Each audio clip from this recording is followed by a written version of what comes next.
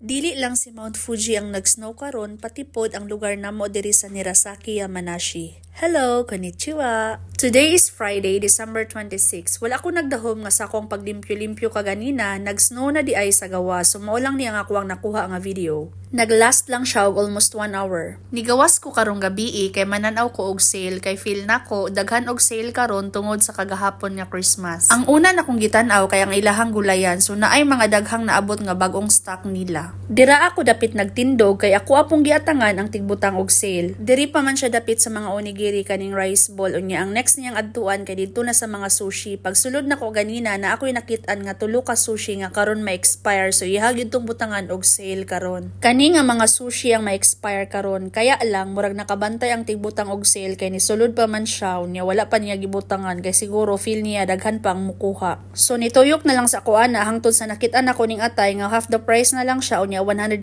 yen na lang unya nagkuha dayon kog pipino kay nindot ni siya nga parisan ani niya butangan dayon og suka.